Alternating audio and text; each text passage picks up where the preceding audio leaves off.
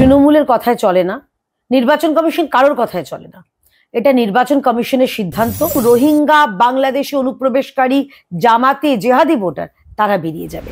Carbolic acid ছড়ানো হয়েছে বলেই এইসব সাপগুলো, বিষধর সাপগুলো কিলবিল কিলবিল কিলবিল করে বেরোচ্ছে। দিয়াদি, আপনাকে মাধ্যমে স্বাগত। ধন্যবাদ। দিদি, এসআইআর নিয়ে প্রকাশ্যে মঞ্চ থেকে বিএলওদের হুমকি দিচ্ছেন তৃণমূল নেতারা। তার মধ্যে আবার নতুন সংযোজন, সিউড়ির তৃণমূল নেতা পবিত্র দাস, তিনি তো একেবারে বলছেন যে ফোন নাম্বার থেকে বিএলওদের সবকিছু নিয়ে রাখতে, যদি নাম বাদ যায় তাহলে চাকরি নিয়ে টানাটানি হতে পারে। কি বলবেন? প্রথম কথা, আমি জানি না উনি কোন জায়গা থেকে বলছেন। নির্বাচন কমিশন তৃণমূলের কথায় চলে না, নির্বাচন কমিশন কারোর কথায় চলে না। এটা নির্বাচন কমিশনের সিদ্ধান্ত, এসআইআর, এবং এটা আগেও হয়েছে। এবং সব থেকে বড় প্রমাণ হচ্ছে 2002 সালে যখন হয়েছে, তখন তো মমতা ব্যানার্জি স্বাগত জানিয়েছিলেন। আজকে কেন পাল্টি? প্রশ্নটা হচ্ছে এই জায়গায় যে ভয়ের এরা ছড়িয়ে বেড়াচ্ছে, একটা ভয়ের বাতাবরণ সৃষ্টি করছে। কোথাও তারা মানুষের বাড়িতে উঠোনে উঠোনে বৈঠক করছে। এইটা করছে কারণ এরা জানে এসআইআর হলে আমার রাজ্যের যারা মৃত ভোটার, ভুয়ো ভোটার, ডুপ্লিকেট ভোটার এবং রোহিঙ্গা, বাংলাদেশি অনুপ্রবেশকারী, জামাতি, জেহাদি ভোটার তারা বেরিয়ে যাবে। তাহলে কি মমতা ব্যানার্জির ভোট ব্যাংক এরাই? এই মৃত ভোটার, ডুপ্লিকেট ভোটার, ভুয়ো ভোটার, শেখ সাদ রাডি, লাভলি খাতুনদের মতন মানুষের ভোটে গিয়ে জিতে এসছেন? তাহলে তো এই প্রশ্নটাই আমরা উল্টো করব। আর বিএলও ভাইদের উদ্দেশ্যে মাধ্যমের তরফে হয়ে আমি বলছি, মাধ্যমের মাধ্যমে আমি বলছি, ভয় পাবেন না। আপনাদের চাকরিটা তৃণমূল কংগ্রেসও খুঁজে দেয়নি, মমতা ব্যানার্জিও দেয়নি। আপনাদের চাকরিটা পেয়েছেন নিজেদের যোগ্যতায়। যদি আপনারা অনুপ্রাণিত হয়ে শাসক দলের নির্দেশে কাজ করেন তাহলে কিন্তু আপনাদের জেল হবে এবং নির্বাচন কমিশন সেই জেলের বন্দোবস্ত করবেন। আমার কথা বিশ্বাস না করলে একটু গুগল করে দেখুন বিহারে কতজন বিএলও তারা হাজতবাস করছেন এই অনুপ্রাণিত হওয়ার ফলে। আপনারা নিজেদের মতন কাজ করুন। যারা আপনার তালিকায় যাদের দেখবেন যাদের কোনো অস্তিত্ব নেই, হঠাৎ করে ভুঁইফোড়ের মতো গজিয়ে উঠেছে, কেন আমার দেশের, আমার রাজ্যের ভোটার তালিকায় তারা থাকবে? আমাদের তো শুধু এইটুকুই দাবি, অযোগ্যদের বাদ দিতে হবে, যোগ্যদের রাখতে হবে। এবং তার সঙ্গে আরেকটা কথা বলে দিচ্ছি, কোনো যোগ্য যদি ইচ্ছাকৃতভাবে এই তৃণমূলের অনুপ্রাণিত বিএলওরা বাদ দেয় তাহলে ভারতীয় জনতা পার্টি আমরা কিন্তু আন্দোলন করব, বৃহত্তর আন্দোলন করব। সেটা সামলানোর ক্ষমতা আছে তো আপনাদের? যদি 4 তারিখ থেকে বিএলওরা বাড়ি বাড়ি যাবেন ফর্ম দিতে, সেক্ষেত্রে তার আগে এই যে তৃণমূল নেতা, তিনি আরো বলছেন যে ইচ্ছাকৃতভাবে বৈধ ভোটারের নাম যাতে বাদ না দেওয়া হয়, তাই এই বার্তা দিচ্ছেন তিনি। ওনাকে একটু দেখিয়ে দিন, আমি জানি না উনি কতদিন পার্টিতে এসছেন। ওনাকে, ওনার নেত্রী অনুপ্রবেশের জন্য ভোটার লিস্টে বিদেশি ভোটার লিস্টের নাম এবং ইন্ডিয়ার নাম একই সাথে আছে। আইডি কার্ড, ওদেরও আইডি কার্ড, আমাদেরও আইডি কার্ড। ফলে বাংলার শান্তি বিপন্ন, মানে দেশের শান্তি বিপন্ন, দেশের আভ্যন্তরীণ sovereignty, integrity, security is in question, is in danger. এটা তো আমি বলিনি, এটা তো মমতা বন্দ্যোপাধ্যায় বলেছেন যে বাংলায় এমন লোক আছে, উগ্রপন্থী রয়েছে। উনি নিজে বলছেন সন্ত্রাসবাদী রয়েছে। আমরা তো সেটা বলছি। শেখ সাদ রাডি কে? সন্ত্রাসবাদী। তার দুটো, একটা নয়, দুটো বিধানসভা কেন্দ্র তার ভোটার লিস্টে নাম। আপনারা কি এদেরকে চাইছেন? মমতা ব্যানার্জি 20 বছর আগে যা বলেছিলেন, 20 বছর বাদে পাল্টি। কারণ মমতা ব্যানার্জি এখন জানেন যে এদেরকে দিয়ে আপনাদের ভোটের তরুণী পেরোতে হবে। এই প্রসঙ্গটা আমরাই বলছি, ভয় দেখিয়ে লাভ নেই, লাশ খুঁজেও লাভ নেই। যারা লাশের রাজনীতি করেছে মমতা ব্যানার্জি, আমরা দেখেছি বহু বছর ধরে তিনি করছেন, ক্ষমতায় আসার আগে থেকে করছেন, কিন্তু লাশের রাজনীতিতে ভারতীয় জনতা পার্টি ভয় পাচ্ছে না। আমরা চাইছি স্বচ্ছ ভোটার তালিকা। এখন হার্ট অ্যাটাক করেও মারা গেলে, রাস্তায় যদি পথকুকুরের কামড়েও মারা যায়, যদি পথ দুর্ঘটনাও মারা যায়, যদি কেউ অস্বাভাবিকভাবে পারিবারিক কারণে মানসিক অবসাদেও তিনি আত্মহত্যা করেন, তৃণমূল এখন লাশ খুঁজছে। ফেরিওয়ালা সেজে লাশ চাই গো, লাশ চাই করে দুপুরবেলা তারা বেরোচ্ছে। এই তৃণমূল হইতে সাবধান। এখন আপনারা গেটে লিখে রাখুন। আগে আমরা অন্য একটা কথা লিখতাম, এখন লিখে রাখুন, তৃণমূল হইতে সাবধান। দিদি, উত্তর চব্বিশ পরগনা আইএনটিটিইউসির সভাপতি, তিনি একেবারে মহিলাদের বলছেন যে বাড়ি বাড়ি গিয়ে মানে ভয় দেখানোর জন্য তিনি বলছেন যে বিজেপি ভোটার লিস্ট থেকে নাম কেটে এনআরসি ক্যাম্পে পাঠিয়ে দেবে, ডিটেনশন ক্যাম্পে ঢোকাতে চাইছে। কি বলবেন? সবার আগে বলি, এনআরসির সঙ্গে এখানে কোনো লিঙ্কই নেই, এনআরসি কোনো কথাই আসেনি। সিএএ হচ্ছে আমাদের এখানে যারা শরণার্থী তাদের নাগরিকত্ব দেওয়ার আইন। সিএ কারোর কাছ থেকে কিছু কেড়ে নেয় না। মমতা ব্যানার্জি মানুষকে 2 বছর আগে ভুল বুঝিয়ে 2 দিন ধরে বাংলা যখন জ্বলেছিল তিনি চুপ ছিলেন, প্ররোচনা দিয়েছিলেন। আমি আপনাদের বলছি সিএ এর মাধ্যমে আমাদের যারা মতুয়া ভাই রয়েছেন বা যারা ওখানকার সংখ্যালঘু অর্থাৎ ওখানকার হিন্দু ভাইরা রয়েছেন, বৌদ্ধ ভাইরা রয়েছেন, খ্রিস্টান, জৈন যারা রয়েছেন, যারা নিজেদের ধর্ম এবং সম্মান রক্ষার্থে, তাদের বাড়ির মেয়েদের অর্থাৎ আমাদের বোনেদের সম্ভ্রম রক্ষার্থে যারা চলে এসেছেন, তারা স্বাভাবিকভাবেই তাদের কাছে কিছু কেড়ে নেওয়া হবে না। এটা সিএ আইনে স্পষ্ট দেওয়া আছে যে সিএএ আইন নাগরিকত্ব প্রদান করবে এবং তার ফলে আপনারা যে সুবিধাগুলো পাচ্ছেন, যা যা আপনাদের প্রকল্প, সরকারি প্রকল্পে সুবিধা পাচ্ছেন, সেই প্রকল্পগুলো থেকেও আপনাদের কেউ বঞ্চিত করবে না। নির্দ্বিধায় একেবারে নির্ভয়ে আপনারা সিএ এর মাধ্যমে যারা অ্যাপ্লাই করেননি করতে হবে, করবেন। এসআইআর এ আপনার যে নাম সেই নামও থাকবে। এই ভয়ের রাজনীতি যারা করছে তাদেরকে আইডেন্টিফাই করুন, তাদেরকে দরকার হলে ওরা যা ডোজ দিচ্ছে ওরা 2 জন আসবে, 4 জন আসবে, আপনারা গ্রামবাসীরা একযোগে এসে প্রতিবাদ জানান যে ভুল বোঝাবেন না। এসআইআর এ কোনো ভারতীয় যারা এখানে থাকেন ধর্ম নির্বিশেষে কারোর এখান থেকে নাগরিকত্ব নিয়ে কোনো বিষয়ও নেই। এখানে হচ্ছে শুধুমাত্র আপনি বৈধ ভোটার কিনা, ভারতের বৈধ ভোটার কিনা সেটা দেখার জন্য। কেন এরা ভয় পাচ্ছে? ভয়টা পাচ্ছে কারণ যেটা মাননীয় বিরোধী দলনেতা বলেছেন, ঠিক কথা বলেছেন, কার্বলিক অ্যাসিড ছড়ানো হয়েছে এবং কার্বলিক অ্যাসিড ছড়ানো হয়েছে বলেই এইসব সাপগুলো, বিষধর সাপগুলো কিলবিল কিলবিল কিলবিল করে বেরোচ্ছে। তাতেও কোনো লাভ নেই। আপনারা নির্দ্বিধায় একদম নিঃসন্দেহে যারা বিএলও আসবেন তাদের কাছ থেকে এনুমেরেশন ফর্মটা নিন। খুব সরলীকৃত আছে, 2টো পয়েন্ট। 2002-তে আপনার নাম ছিল, যদি আপনার নাম না থাকে আপনার বাবা মায়ের নাম ছিল, তাদের নাম দিয়ে দেবেন। আপনি কলকাতা তথা পশ্চিমবঙ্গের বাইরে থাকলেও অসুবিধা নেই। আপনার পরিবার যিনি রয়েছেন, আপনার স্ত্রী হতে পারে, আপনার ছেলে মেয়ে হতে পারে, তারা অ্যাডাল্ট অবশ্যই, এবং বা আপনার বাবা মা, সেই ফর্মে তাদের নিজেদের আপনার সঙ্গে যে সম্পর্কের সেটা দিয়ে বা বিবরণটা দিয়ে আপনারা সেটা ফিল আপ করবেন, জমা দিয়ে দেবেন, আর কিচ্ছু করতে হবে না।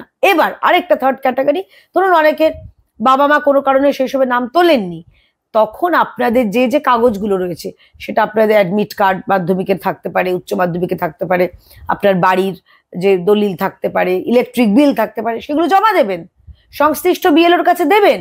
কারণ আপনি তো এখানে ওই অনুপ্রবেশকারী হয়ে আসেননি, আপনি তো পূজা খাতুন থেকে অদিতি পাত্র হননি, তাহলে আপনাদের ভয়টা কিসের? আপনারা ভারতের মাথা উঁচু করে বুক একদম চিতিয়ে আপনারা ফর্ম ফিল আপ করবেন।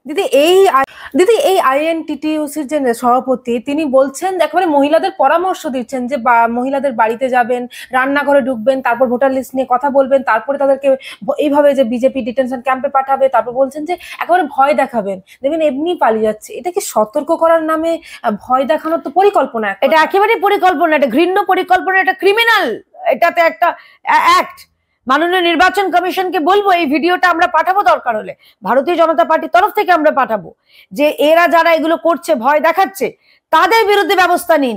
2 দিন জেলের হাওয়া খেলে বাচ্চা সব ঠিক হয়ে যাবে। কত বড় নেতা তুমি আর কত বড় ভয় দেখানো তখন বুঝে যাব। একটা কথা, যে এইসব ভুল বোঝাতে আমাদের মহিলাদের বাড়িতে ঢুকবেন, তাদেরকে আপনারা একদম পত্রপাঠ বিদায় করুন।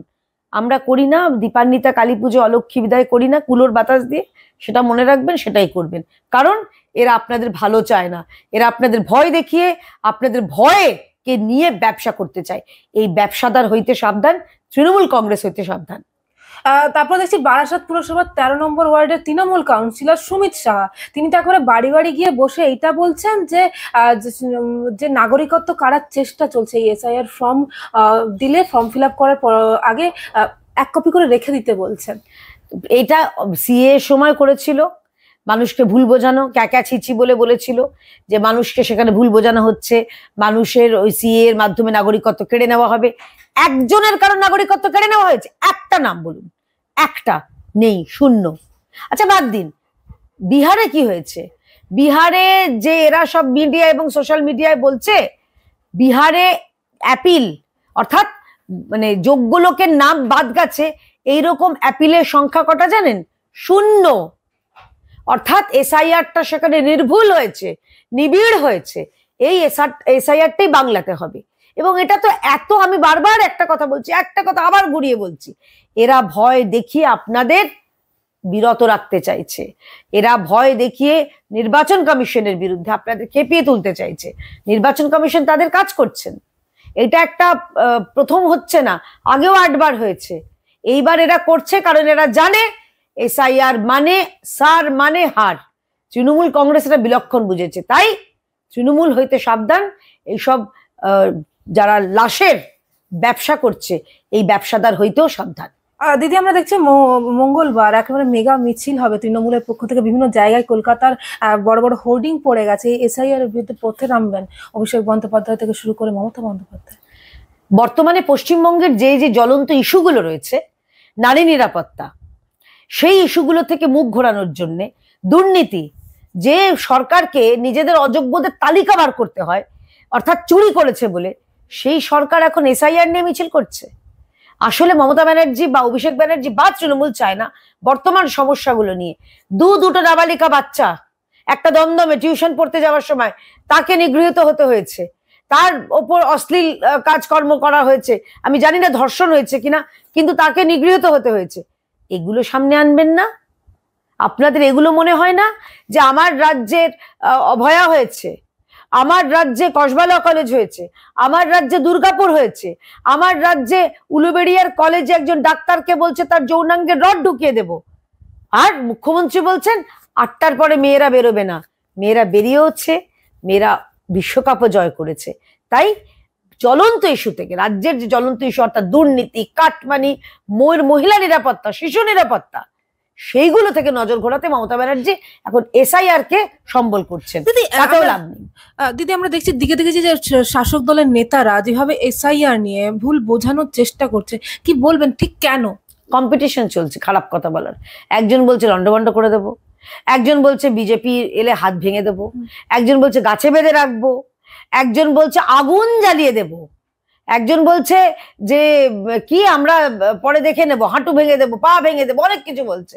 এত ভাঙাভাঙি কেন? আপনাদের তো উন্নয়নে আপনাদের 100% আপনাদের কাজ করে ফেলেছেন। কিছু কিছু তৃণমূলের চ্যাংপট মুখপাত্র বলছে এসআইআর হলে আমাদের ভোট বাড়বে। তো আমার প্রশ্ন হচ্ছে, যদি ভোট বাড়ে তাহলে এসআইআর বাধা কেন?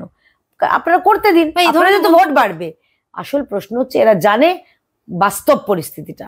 পশ্চিমবঙ্গের ভোটার তালিকায় মমতা ব্যানার্জির এখন সম্বল এক এবং একমাত্র রোহিঙ্গা, বাংলাদেশি অনুপ্রবেশকারী জামাতি জেহাদি এবং মৃত ভোটার, ভুয়ো ভোটার, পশ্চিমবঙ্গ থেকে চলে গেছে এমন ভোটার। একটা উদাহরণ দিচ্ছি, তাহলেই বুঝতে পারবেন। প্রশান্ত কিশোর, তিনি বিহারের ভোটার, তিনি ভবানীপুরে তার নাম উঠেছিল, প্রশান্ত কিশোর চলে গেছেন, তার নাম কিন্তু সরেনি। মমতা ব্যানার্জি, ওই প্রশান্ত কিশোরের একটা নামও কি আপনার দরকার? নাকি এরকম হাজার হাজার লক্ষ লক্ষ প্রশান্ত কিশোরের মাধ্যমেই আপনি ভবানীপুরে কম্পার্টমেন্টাল মুখ্যমন্ত্রী হয়েছিলেন? এই প্রশ্নটা করতে ইচ্ছে করছে। দিদি, 12টা পশ্চিমবঙ্গ সহ 12টা রাজ্যে এসআইআর হচ্ছে, অন্য কোনো রাজ্যে আমরা দেখছি না এই বিষয়টা নিয়ে এত কিছু, কিন্তু পশ্চিমবঙ্গে এত হইচই, এত আলোচনা, এত হুমকি হুঁশিয়ারি। হারার ভয়, কুর্সি চলে যাবার ভয়, কামাই বন্ধ হওয়ার ভয়। এই যে দুষ্টু মিষ্টি নেতারা, তৃণমূল না থাকলে আছে তাই পাচ্ছ, না থাকলে খাবে কি? এদের তো তাই অবস্থা হচ্ছে। তৃণমূল আছে বলে করে কমবে খাচ্ছে, তৃণমূল না থাকলে তো ওরা না খেতে মরে যাবে, পেটে বিদ্যে নেই। এদের একমাত্র যোগ্যতা হচ্ছে তোলাবাজি, চুরি, ছিনতাই, রাহাজানি, শুট আউট, এসব হচ্ছে এদের এখন শিল্প। তো সেটা যদি চলে যায় তাহলে তো ওরা খাবে কি? তাই নিজেদের পেটের স্বার্থে, চেয়ারের স্বার্থে এবং ওই কামাইয়ের স্বার্থে, 25-75 কামাইয়ের স্বার্থে এদের এসআইআরটা এদের চাইছে না হোক। কিন্তু নির্বাচন কমিশন তারা এসআইআর করছেন, আমরা সাধুবাদ জানিয়েছি। ভারতীয় জনতা পার্টি, আমাদের বিএলএরা রেডি আছেন, প্রস্তুত আছেন, তারা তাদের মতন কাজ করবেন। নির্বাচন কমিশন নির্বাচনের মতো কাজ, তাদের মতন কাজ করবেন। এবং যারা অনুপ্রাণিত হয়ে কাজ করবেন, বিএলওরা, সরকারি যারা কর্মচারী, তাদেরও কিন্তু শ্রীঘরের জন্য স্পেশাল সেল রেডি করা হবে। Goa's transformation is more than just development.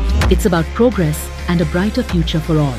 Bridges that unite aspirations, highways that bring communities closer, world-class airports welcoming opportunities. From modern infrastructure to seamless connectivity, Goa is on the fast track to grow. Under the decisive leadership of Prime Minister Narendra Modi and Chief Minister Dr. Pramod Sawant, The double-engine Sarkar is driving Goa towards Vikasit Bharat 2047, a future of prosperity, innovation and limitless possibilities.